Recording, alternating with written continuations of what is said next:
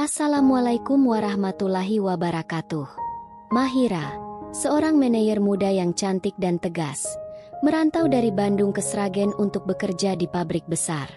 Baru 3 bulan di kota ini, hidupnya sudah penuh tantangan, mulai dari godaan pria-pria di tempat kerja, hingga kerusakan mesin pabrik bernilai miliaran yang membuat semua teknisi menyerah. Saat Mahira hampir putus asa, muncullah Elon, seorang pria asing yang mampu memperbaiki mesin itu hanya dalam hitungan menit. Kejadian itu membuat Mahira merekrutnya sebagai bawahan, dan tanpa disadari, kedekatan mereka mulai tumbuh di tengah gosip dan godaan orang sekitar. Hingga pada akhirnya, Mahira mengambil keputusan yang mengubah hidupnya dan hubungan mereka selamanya. Penasaran dengan cerita lengkapnya? Jangan lupa like, komen dan subscribe channel Rahasia Ranjang untuk melanjutkan menyaksikan cerita ini. Mahira berdiri di depan jendela kecil kamar kosnya, memandang jalanan sempit Sragen yang mulai ramai oleh suara motor dan pedagang keliling. Udara pagi di sini terasa berbeda dari Bandung, lebih panas, lebih kering, dan jauh dari hiruk-pikuk kota besar yang dulu menjadi rumahnya. 3 bulan sudah ia menetap di kota ini, namun rasa asing masih sering menghampiri. Kosnya sederhana, hanya 1 ranjang, lemari kayu tua, dan meja kecil tempat ia sering bekerja hingga larut malam. Setiap kali menatap dinding yang mulai mengelupas catnya, ia bertanya dalam hati, apakah pengorbanannya meninggalkan keluarga dan teman-teman di Bandung akan sepadan. Ia datang dengan satu tujuan, membangun karir di pabrik besar yang memberinya posisi bergengsi. Namun, ia tak pernah menyangka bahwa di balik semua itu, ada tantangan yang jauh lebih berat daripada sekadar pekerjaan. Dan di balik senyumnya yang tenang, ada hati yang lelah menanggung rindu dan beban. Sebagai manajer, Mahira diharapkan menjadi sosok tegas, berwibawa, dan mampu mengendalikan puluhan karyawan. Namun di lapangan, realitanya tidak semudah yang dibayangkan. Hampir setiap hari, ia harus menghadapi candaan yang kelewat batas dari para pekerja pria. Ada yang berpura-pura memberi salam, tapi matanya menelusuri tubuhnya. Ada yang sengaja mendekat hanya untuk menyentuh lengannya, seakan itu hal biasa. Mahira menegur, tetapi candaan itu tak pernah benar-benar hilang. Bahkan, atasan yang seharusnya menjadi panutan pun berani menggoda dirinya, menyelipkan kalimat manis yang dibalut dengan senyum licik. Mahira selalu mengabaikan, berpura-pura tak mendengar. Ia tahu, menanggapi hanya akan membuka ruang yang lebih besar untuk pelecehan. Namun di balik sikap tegasnya, ia menyimpan kegelisahan yang semakin hari semakin berat. Pagi itu, Mahira duduk di meja kerjanya sambil menatap laporan produksi yang menumpuk. Di luar, terdengar suara mesin-mesin pabrik yang berdengung tiada henti. Bau minyak dan logam yang menyengat sudah menjadi aroma yang tak lagi asing baginya. Tapi hatinya tetap saja resah, karena rasa nyaman yang ia harapkan dari pekerjaannya tidak pernah datang. Kadang ia berpikir, apakah semua ini sepadan dengan gaji besar dan jabatan tinggi yang ia miliki? Ia merindukan hari-hari di Bandung, di mana ia bisa berjalan di trotoar yang teduh sambil menikmati kopi tanpa khawatir tatapan orang asing. Namun di sini, ia merasa setiap langkahnya diawasi. Semua mata seakan menilai, bukan karena prestasi kerjanya, tetapi karena penampilan yang dianggap terlalu menonjol. Dan itu membuat Mahira merasa seperti berada di dalam kandang yang penuh tatapan buas. Sore hari, ketika matahari mulai turun dan cahaya oranye menyinari halaman pabrik, Mahira biasanya berjalan sendirian menuju kos. Ia melewati gang kecil, pasar sore, dan deretan warung makan sederhana. Kadang, ia melihat keluarga kecil duduk bersama sambil bercanda, dan itu membuat hatinya perih. Ia ingin sekali merasakan kehangatan seperti itu, tapi hidupnya sekarang hanya berputar di antara laporan kerja, rapat, dan tatapan penuh maksud dari orang-orang di sekitarnya. Sesekali, telepon dari ibunya di Bandung menjadi penghibur. Ibunya selalu bertanya, "Kamu baik-baik saja, Nak?"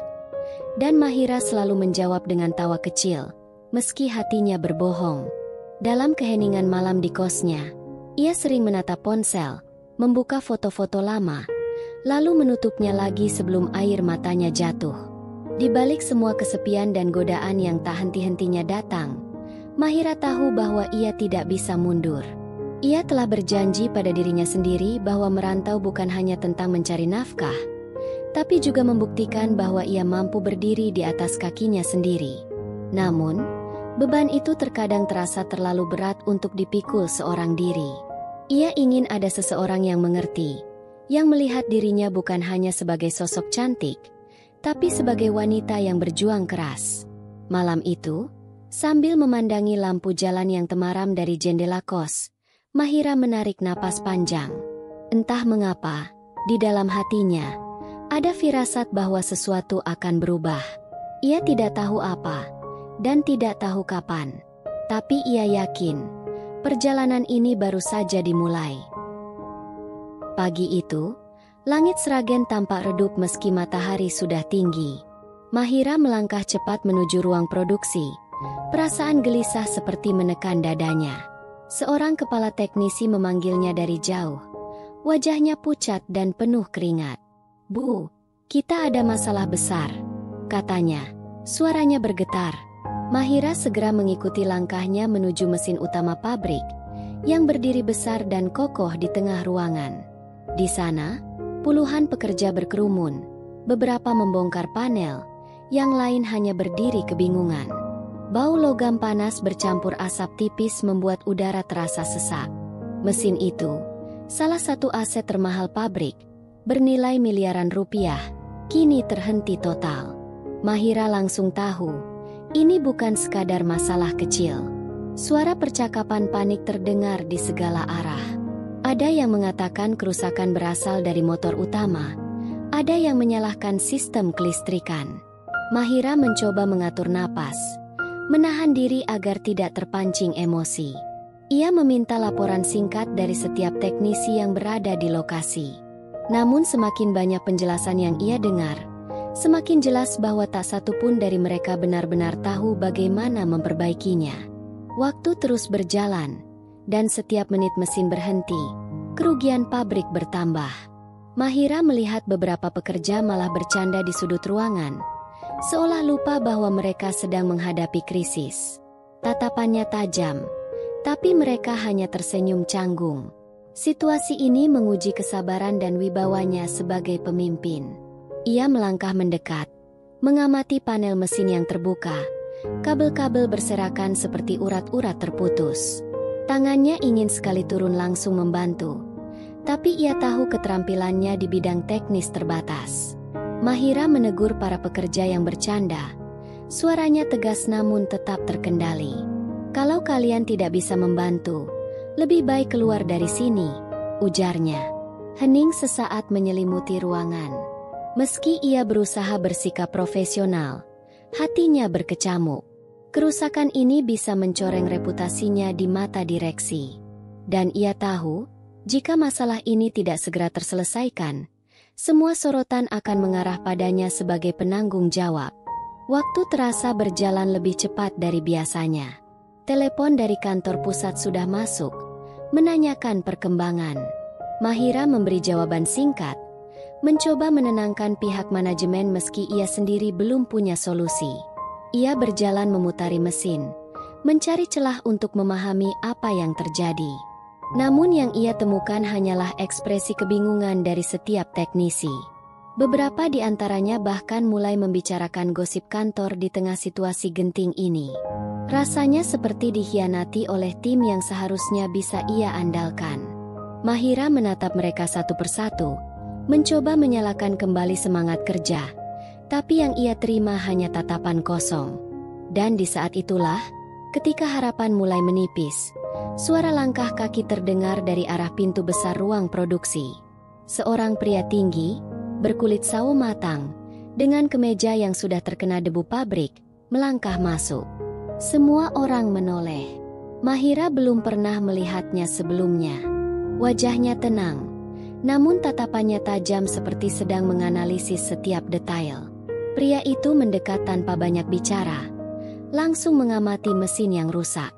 "Boleh saya coba?" katanya pelan, tapi penuh keyakinan. Mahira hanya memandang.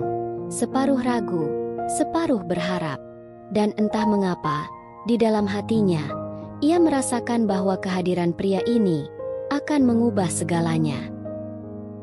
Mahira masih menatap pria itu, mencoba mencari tahu siapa dia sebenarnya. Ia belum pernah melihat wajah ini di antara pekerja pabrik sebelumnya. Pakaian pria itu sederhana, kemeja abu-abu yang sudah agak kusut, celana kerja hitam, dan sepatu berdebu. Namun ada sesuatu pada caranya melangkah. Mantap, percaya diri, seperti seseorang yang tahu persis apa yang ia lakukan. Para pekerja lain berdiri menyisih, memberi jalan, entah karena penasaran atau karena aura yang dibawanya. "Nama saya Elon," ucapnya singkat sambil membuka tas kecil yang ia bawa. Mahira hanya mengangguk, tetap mengamati setiap gerakannya. Dalam hatinya, ia bertanya-tanya, apakah pria ini hanya sok tahu, atau benar-benar bisa membantu? Elon berjongkok di depan mesin, matanya menyusuri setiap kabel dan komponen dengan cepat. Tangannya bergerak cekatan, menyentuh bagian-bagian yang bahkan para teknisi senior pun jarang menyentuh tanpa panduan. Mahira memperhatikan, ada ketenangan luar biasa dalam caranya bekerja, tidak tergesa-gesa, tapi juga tidak ragu. Sesekali ia bertanya tentang gejala kerusakan, dan setiap pertanyaannya tepat sasaran. Para teknisi yang sebelumnya terlihat kebingungan kini ikut mengamati dengan serius, seolah sedang belajar dari seseorang yang jauh lebih berpengalaman. Mahira mulai merasakan sesuatu yang jarang ia rasakan, harapan. Dalam benaknya, ia mulai membayangkan kemungkinan bahwa mesin ini akan hidup kembali. Beberapa menit kemudian, suara dentingan logam dan gesekan alat kerja terdengar bersahutan. Elon tampak memutar baut, mengganti sekring, dan menyambungkan ulang kabel yang terlepas. Keringat mulai membasahi pelipisnya, tapi ia tidak menghentikan gerakannya. Mahira berdiri sedikit lebih dekat, ingin melihat apa yang ia lakukan, meski sebenarnya ia tidak sepenuhnya mengerti. "Coba nyalakan sekarang," katanya kepada salah satu teknisi. Semua orang menahan napas saat tombol start ditekan. Suara mesin mulai berdengung, lalu perlahan meningkat menjadi getaran stabil. Mata Mahira membesar, tak percaya pada apa yang ia lihat. Mesin itu kembali hidup. Suara sorakan spontan meledak dari para pekerja. Beberapa menepuk bahu Elon dengan kagum. Mahira sendiri hampir tidak bisa berkata apa-apa. Ia hanya menatap mesin itu, lalu menatap Elon, mencoba memahami keajaiban kecil yang baru saja terjadi di hadapannya. "Bagaimana kamu bisa memperbaiki secepat itu?" tanyanya dengan nada tercampur heran dan kagum. Elon hanya tersenyum tipis. "Mesin ini tidak rusak parah, hanya salah penanganan. Kadang, masalah besar hanya butuh sedikit ketelitian." Jawaban itu membuat Mahira terdiam. Kata-kata sederhana, tapi mengandung keyakinan yang kuat. Sejak detik itu, Mahira tahu ia tidak boleh melepaskan pria ini begitu saja. Ia segera menghubungi bagian HR, memerintahkan agar Elon direkrut sebagai teknisi tetap di bawah koordinasinya. Para pekerja lain tampak terkejut, tapi tak ada yang membantah. Semua tahu kemampuan Elon barusan menyelamatkan pabrik dari kerugian besar. Saat Mahira menandatangani surat kontrak sementaranya, ia merasakan sesuatu yang aneh di dadanya. Bukan hanya rasa lega, tapi juga rasa ingin tahu yang lebih dalam tentang pria ini. Dan tanpa ia sadari, langkah kecil hari itu akan menjadi awal dari sesuatu yang jauh lebih besar. Sejak hari pertama Elon resmi bekerja di bawah koordinasi Mahira, suasana di ruang produksi perlahan berubah. Mesin yang dulunya sering bermasalah kini berjalan lebih lancar, dan setiap perbaikan dilakukan dengan cepat. Mahira sering menemukan Elon bekerja lebih awal dari jam masuk, atau tetap di pabrik meski jam pulang sudah lewat. Dedikasinya membuat Mahira kagum, tapi juga khawatir pria itu terlalu mengorbankan waktu untuk dirinya sendiri. Ia mencoba mengingatkan, namun Elon hanya menjawab dengan senyum santai. "Selama mesin sehat, hati saya juga tenang." Kalimat sederhana itu entah mengapa membuat Mahira terdiam lebih lama dari biasanya. Dalam hati, ia mulai menyadari bahwa perhatian yang ia berikan pada Elon bukan lagi sekadar urusan pekerjaan. Mereka mulai sering berinteraksi di luar urusan teknis. Kadang saat makan siang, Mahira sengaja duduk di meja yang sama dengan Elon, memulai percakapan ringan tentang hal-hal di luar pabrik. Mereka berbicara tentang kampung halaman, makanan favorit, bahkan mimpi-mimpi yang belum tercapai. Mahira terkejut ketika tahu bahwa Elon sebenarnya pernah bekerja di beberapa pabrik besar di luar kota, namun memilih pulang ke Sragen untuk merawat orang tuanya yang sakit. Dari cerita-cerita itu, Mahira mulai melihat sisi lain dari pria ini, sisi yang hangat, tulus, dan bertanggung jawab. Sisi yang membuatnya berbeda dari kebanyakan pria yang ia temui di sini. Namun, kedekatan mereka tak luput dari perhatian orang lain. Bisik-bisik mulai terdengar di sudut-sudut pabrik, diselipi tawa kecil yang jelas mengarah pada mereka berdua. Pak Elon itu kayaknya deket banget sama Bu Mahira, ya? Atau wajar aja dia direkrut cepat. Orang yang ngurus dia kan Bu Mahira. Awalnya Mahira mencoba mengabaikan semua itu. Tapi lama-kelamaan ia sadar gosip semakin liar. Beberapa karyawan bahkan berani menggoda mereka terang-terangan. Kalau makan siang jangan berdua terus dong. Nanti kami iri. Ucap seorang pekerja sambil tertawa. Mahira hanya membalas dengan senyum tipis. Meski dalam hati ia merasa situasi ini mulai keluar dari kendali. Meski begitu, Mahira tidak bisa membohongi dirinya sendiri. Ia merasa lebih tenang saat Elon ada di sekitarnya. Ketika hari di pabrik terasa berat, cukup melihat Elon fokus bekerja saja sudah membuatnya sedikit lega. Mereka mulai sering makan malam bersama sepulang kerja. Awalnya untuk membicarakan laporan atau jadwal produksi, tapi ujungnya selalu berakhir dengan obrolan santai. Mahira mendapati dirinya tertawa lebih sering jika bersama Elon.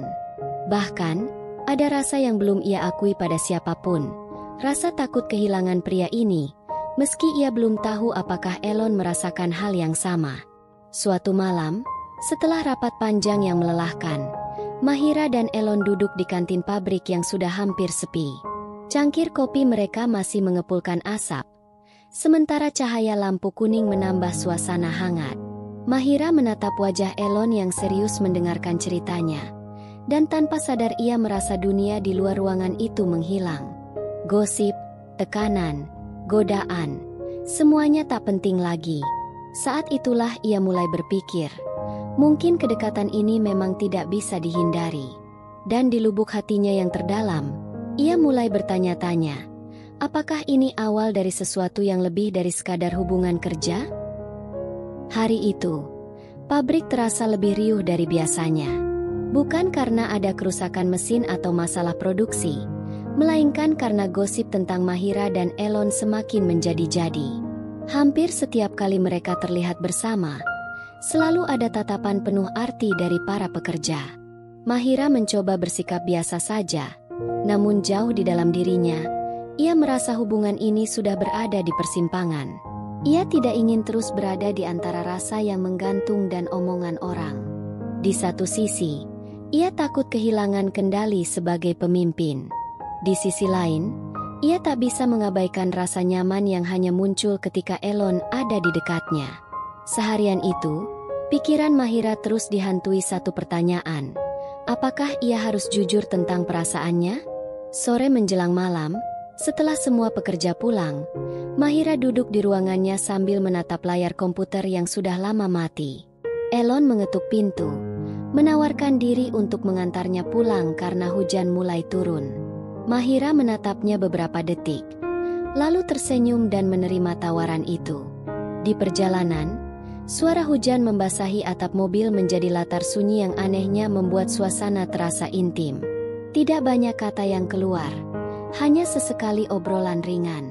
Namun di hati Mahira, kata-kata yang sebenarnya ingin ia ucapkan sudah berputar-putar menunggu waktu yang tepat. Malam itu, setelah sampai di depan kos, Mahira tidak langsung turun dari mobil. Ia menatap Elon, kali ini tanpa menahan apapun. "Lon," suaranya sedikit bergetar. Besok, kalau kamu nggak sibuk, mau nggak kita jalan berdua? Elon terdiam, lalu tersenyum hangat. Sebuah senyum yang menenangkan hati Mahira. Mau, Bu. Mahira.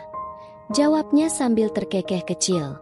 Jawaban itu sederhana, tapi bagi Mahira terasa seperti beban berat yang akhirnya terangkat. Dalam diam, keduanya tahu bahwa ajakan ini bukan sekadar makan malam atau jalan biasa. Keesokan harinya, mereka bertemu di luar pabrik. Tanpa seragam, tanpa suasana kerja, Mahira merasa seolah melihat sisi lain dari Elon. Mereka berjalan di taman kota, menikmati udara sore, lalu makan malam di sebuah warung sederhana. Obrolan mengalir, dari cerita masa kecil hingga mimpi masa depan. Di sela percakapan, Mahira mendapati bahwa ia bisa tertawa lepas tanpa merasa diawasi. Waktu berjalan cepat, dan sebelum mereka sadar, malam sudah larut. Elon mengantar Mahira pulang, dan di depan pintu kos itu, mereka saling bertukar pandang seakan kata-kata tidak lagi diperlukan. Sejak malam itu, mereka tidak lagi sekadar rekan kerja. Mereka menjadi pasangan yang saling mendukung, baik di pabrik maupun di luar. Gosip dan godaan dari orang sekitar memang tidak hilang, namun kini Mahira tidak lagi peduli. Ia merasa menemukan seseorang yang melihat dirinya bukan hanya dari penampilan atau jabatannya, tapi dari perjuangan yang ia jalani. Elon menjadi tempatnya bercerita, berkeluh kesah, dan tertawa. Dan Mahira, yang dulu hanya datang ke Sragen untuk bekerja, kini memiliki alasan lain untuk bertahan. Kadang, cinta benar-benar datang dari arah yang paling tak terduga.